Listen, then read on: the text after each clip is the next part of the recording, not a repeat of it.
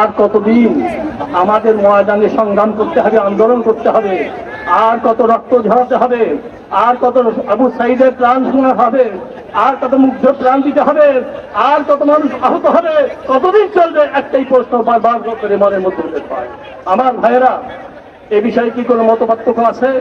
আওয়ামী লীগ একটা খুনি দল, কোনো মতপার্থক্য আছে?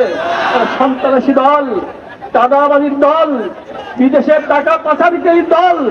এদের কাছে দেশ নিরাপদ ছিল না, আগামীতে যদি পুনর্বাসন থাকবে না। এই জন্য বারবার বলেছি, অবশ্যই এদের নিবন্ধন বাতিল করতে হবে। আওয়ামী লীগ পরিচয়ে কেউ এদেশে রাজনীতি করতে পারবে না। আর যারা তাদেরকে পুনর্বাসনের চেষ্টা করছেন, তাদেরকে সতর্ক করতে চাই, আপনাদের বিশ্বাসঘাতকতা এদেশের মানুষ মেনে নিবে না, ছাত্র জনতা মেনে নিবে না। যারা দেশকে ভালোবাসে, দেশের মঙ্গল কামনা করে, জাতির মঙ্গল কামনা করে, তারা এই বিশ্বাসঘাতকতা মেনে নিবে না।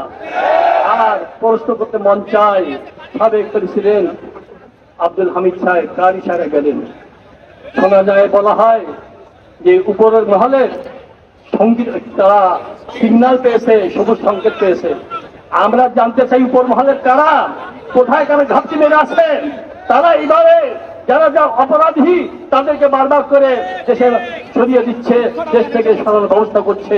আমি মনে করি প্রত্যেকেরই বিচার হওয়া দরকার। যতদিন